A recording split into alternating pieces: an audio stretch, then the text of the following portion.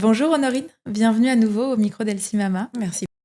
Je suis ravie qu'on puisse aujourd'hui débunker un petit peu un sujet ensemble.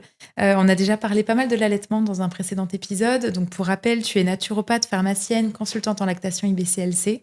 Et il y a un sujet un petit peu tabou que j'aimerais bien qu'on aborde ensemble, qu'on entend beaucoup et qui m'a beaucoup questionnée moi pendant que j'allaitais mon enfant. C'est celle de l'impact de l'allaitement sur le sommeil des bébés. On dit beaucoup que les bébés qui sont allaités qui sont au lait infantile vont dormir mieux parce que ça les cale plus, ça les nourrit mieux. On dit aussi qu'un bébé allaité va avoir tendance à plus se réveiller pour réclamer le réconfort d'une tétée pendant la nuit. Qu'est-ce que toi t'en penses de tout ça? Est-ce qu'il y a des statistiques sur le sujet? Est-ce que de ton expérience, tu as l'impression que oui, c'est réel, l'allaitement impacte le sommeil ou pas du tout? Eh bien, donc merci pour l'accueil et c'est vrai que c'est une question un peu piège parce qu'en Oui. fait, les études montrent, que, les mamans qui allaitent dormiraient 45 minutes de plus que les mamans qui, biberonnent. Mais la sensation de manque de sommeil est plus importante chez les mamans qui allaitent souvent parce que c'est quelque chose de culturel. Donc ça veut dire que parce qu'on a biberonné, on va se dire que c'est bon. Déjà, il y a beaucoup moins d'inquiétude. On sait combien on a donné de lait, C'est etc. ça. Donc généralement, derrière, la maman dort tranquille en se disant, bah là, il se réveille pas pour pour de l'alimentation ou quoi. Alors que finalement, hein, même au biberon, normalement, c'est à la demande. Hein. Donc normalement, on est censé donner pas une quantité, mais juste ce que le bébé veut bien prendre à ce moment-là et ensuite, etc., à suivre son rythme. Alors que c'est ce qui sera fait clairement au sein. Donc le Mhm. sein, ça va vraiment dépendre. Donc il y aura des périodes où en effet, comme on disait tout à l'heure, c'est que enfin, dans le podcast que le bébé va téter par grappe. Donc il va téter pendant un certain temps et éventuellement recommencer au bout de peu de temps pendant certaines périodes et ensuite attendre quelques heures avant de retéter. Donc c'est vrai que la sensation, elle peut être d'allaiter tout le temps, etc. Et évidemment, ça va dépendre de chaque bébé, de chaque maman. Donc chaque Ouais. maman aura une capacité de stockage différent. Donc ça va être différente, pardon. Ça va être quelque chose qui sera donc personnel. Donc en fonction de sa capacité de stockage, eh bien, elle va pouvoir conserver plus ou moins de lait et donc avoir des tétées qui seront peut-être beaucoup plus abondantes ou beaucoup moins abondantes en fonction de sa capacité de stockage. Et après, il y a les capacités du bébé aussi. Donc Mhm. en fonction de lui, comment il réagit à tout ça et comment lui, sachant que les bébés, normalement, ont quand même des grandes capacités, sachant ils étaient déjà habitués à déglutir du liquide amniotique dans le ventre. Hein, c'est pas vraiment une question de quantité, Ouais. mais simplement, parfois, il va prendre une petite tétée, d'autres fois une grande tétée, etc. Et c'est vrai que les hormones du sommeil, c'est souvent lié au gras par contre.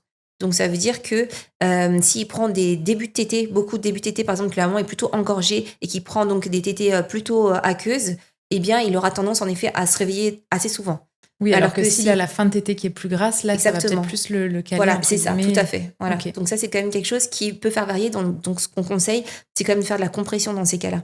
d'accord. Même dans la journée ou quoi que ce soit, mais en tout cas, il faut que le bébé ait suffisamment de gras, etc., pour pouvoir bien tout réguler, toutes Tu les peux dire hormones. en deux, trois mots ce que c'est que la compression?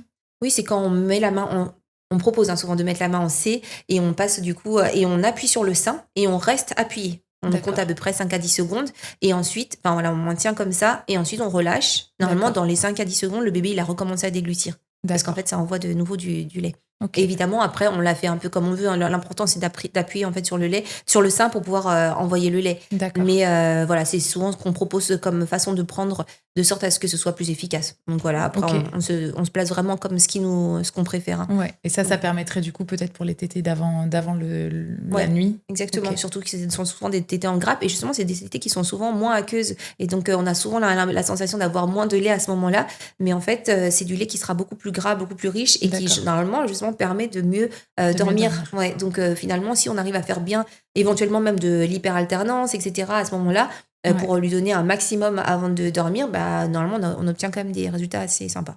Et sur tous ces bébés qui finalement se mettent enfin à faire leur nuit au moment où on arrête l'allaitement, est-ce qu'il y a une explication? Est-ce que ça dépend? Parce que bon, voilà, c'est ce Bah, qu'on entend, mais oui, j'imagine c'est que ça ça. dépend des J'ai envie de dire que c'est ce enfants. qu'on entend parce que, C'est ça. je veux dire, on entend aussi enfin, peut-être pas assez, toutes les mamans qui continuent de, du coup, se réveiller avec, des bébés qui ont été biberonnés. Je veux dire, il y a Ouais. quand même enfin, je veux dire, moi, je fais aussi des consultations en sommeil. Voilà, j'ai pas plus de bébés, allaités ou de bébés, biberonnés, hein. C'est vraiment, Ouais. du cas par cas.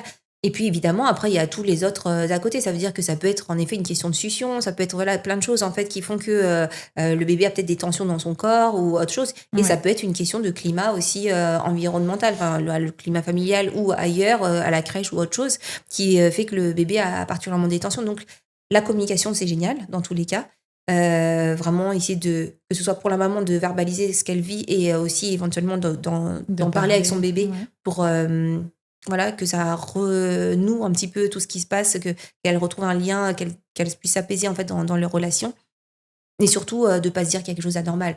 Une tétée, déjà, ça peut durer entre 5 minutes et 60 minutes. La fréquence, ça peut être de 4 tétés à 19 tétés dans la journée. Tout ça, c'est normal. Enfin, ce sont des fourchettes. Ouais. Chaque bébé va faire différemment. Et surtout, d'une tétée à l'autre, ça peut être différent. Donc le principal, c'est l'équilibre familial. Et pour ça, c'est jour et nuit. Ouais, c'est ça. On enlève les idées reçues de la tête et on ne sacrifie pas son allaitement en espérant faire dormir son bébé. Mais de toute façon, si le bébé se réveille très fréquemment la nuit, c'est qu'on revoit de toute façon. On fait une anamnèse, on revoit l'alimentation en journée. Et la succion, en gros. Ouais, voilà. Ça marche. Merci Honorine. J'en prie.